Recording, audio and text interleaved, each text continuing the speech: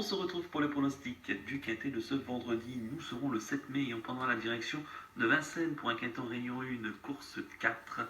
C'est le prix Belinda, c'est une course pour des juments âgés de 6, 7 et 8 ans qui n'ont pas gagné 165 000 euros. Il y aura un rendement de distance de 25 mètres pour celles qui ont gagné plus de 81 000 euros.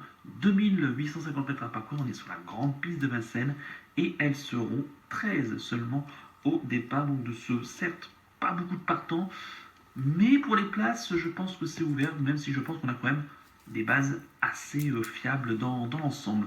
Je vais tout de suite vous donner mes 7 préférés, tout en sachant qu'il n'y aura pas de chevaux de regret, et je vous précise également que comme tous les vendredis, le départ du quintet a lieu à 17h30. Allez, je vous donne mes 7 préférés.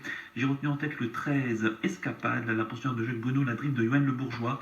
Elle sera déférée des 4 pieds. C'est une jument qui reste certes sur une disqualification sur les programmes de Durtal et les programmes de province, auxquels je pense peut-être pas forcément sa contenance. À reprendre ici, elle avait fait une bonne impression auparavant sur les programmes de Laval, en devançant donc des Erasme Williams, des Émilie Montfort. Elle est bien engagée ici au plafond des gains. La piste de Vincennes n'a pas forcément de secret pour elle, s'étant bien comportée ces derniers temps. Certes, elle a eu un passage un peu fofolle, notamment au début du meeting d'hiver, mais elle s'est un peu assagie. J'espère qu'elle n'est pas retombée dans ses travers, mais la vraie escapade ici, pour moi, elle vaut largement ce lot. Je la prends en base de jeu. En deuxième position, j'ai mis le 12 Fastiduo, atout de Mathieu Abrivard, qui en est l'entraîneur driver. Elle sera également déférée des 4 pieds. Alors, pareil, hein, elle doit rendre 25 mètres. D'ailleurs, je n'ai pas précisé pour escapade, mais pareil, hein, ça rend 25 mètres, mais normalement, ça doit largement lutter pour la gagne. Pour cette Fastiduo qui reste sur une victoire sur ce tracé-là, trottant 14-4, c'était donc le 16 avril, en devançant la bonne fine colline et Fairlane. Ici, elle devait rendre 25 mètres. Je vois pas d'ombre ici au tableau. Il faut que ça se passe bien. Alors parfois il lui arrive de bricoler, mais honnêtement, elle fait partie des meilleurs juments de cette course, sachant qu'elle a quasiment le double des gains de celles qui partent au premier poteau.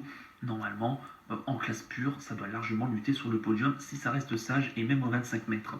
En troisième position, j'ai mis le 11, Emerald de Base, la pensionnaire de Benjamin Guts, la drille de Franck Nivard, qui elle aussi doit rendre 25 mètres à sa déférée des 4 pieds. Elle reste sur une victoire, mais c'était sur une distance qui était plus courte, 2100 mètres.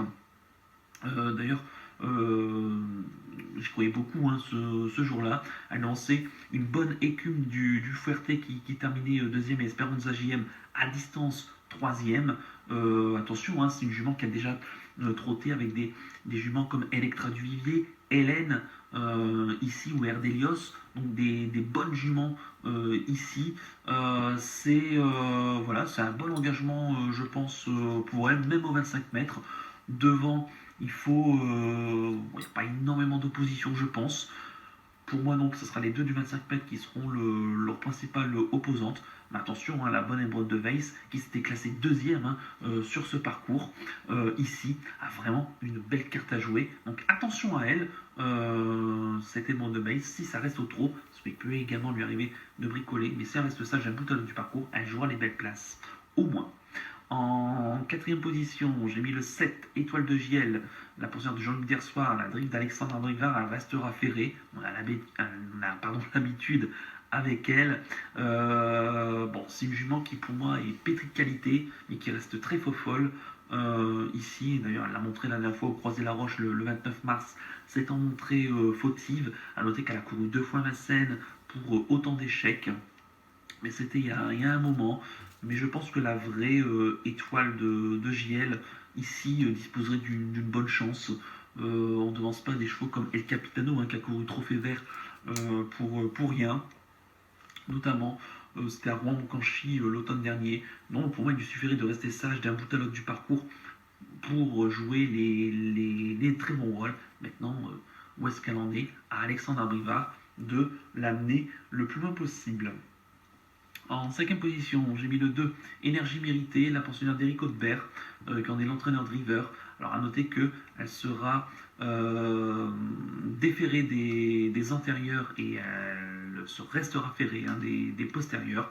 C'est une jument qui va certainement être parmi les juments de tête ici, qui s'était classée 7e sur ce tracé-là de la bonne Fastidulo le 16 avril, qu'elle retrouve ici avec un avantage donc comme la dernière fois de 25 mètres.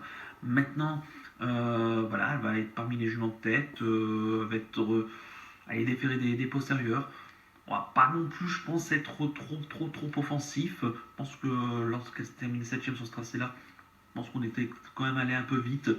Là, il faudra être un peu plus mesuré quand même si on veut participer à l'arrivée.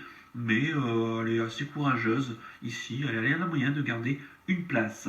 En 6ème position, j'ai mis le 6, Elite Deriou, pensionnaire d'Alexis Marie, quand est l'entraîneur propriétaire et la drigue d'Éric Raffin. Alors à noter qu'elle sera plaquée des antérieurs et ferrée des postérieurs. C'est une jument qui a couru une fois seulement à Vincennes pour une 5ème place et c'était en décembre 2018.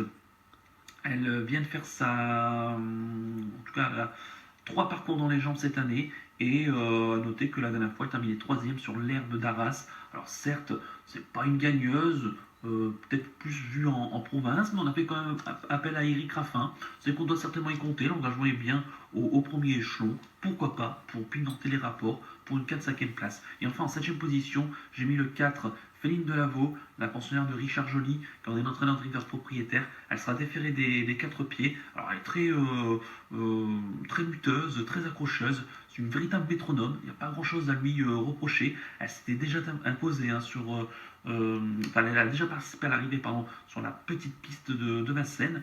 Et sa dernière sortie sur la grande piste de Vincennes s'est soldée par une disqualification cet hiver. Mais attention parce que ses dernières courses sont plutôt très correctes. La dernière fois, elle a terminé 2ème de Film Pearl of Love qui a bien couru récemment en devançant Fatou Iva ou encore Favorite. Et auparavant, c'est une victoire sur l'hippodrome de Nord-sur-Erdre. Donc, ce qui est plutôt bien en devançant notamment Guevara Dupont. Alors, certes, c'était aux 25 mètres, mais quand même. Donc, attention à cette Féline de Lavaux qui, certes, n'a pas beaucoup de marche sur la grande piste de Vincennes, mais qui fera son possible en tout cas pour accrocher une 5ème place, voire une 4ème place à une belle cote. Je répète mon pronostic en chiffres, le 13, le 12, le 11, le 7, le 2, le 6 et le 4, tout en sachant qu'il n'y a pas de chevaux regret.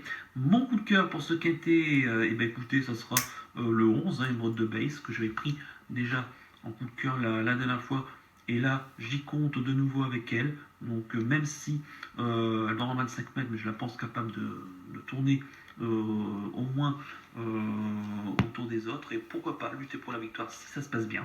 Et quant à mon conseil de jeu, je pense qu'on peut partir quand même sur un champ carté avec les 3 plus riches. Ici, le 13, le 12 et le 11. On met le reste de la sélection ici. Et ça peut bien se passer ici.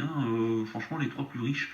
Normalement, si ça ne bouge pas des 4 sabots, normalement, ça doit lutter pour les premières places au vu de leur gain. Voilà donc pour le conseil de jeu. On va terminer comme d'habitude par le penalty.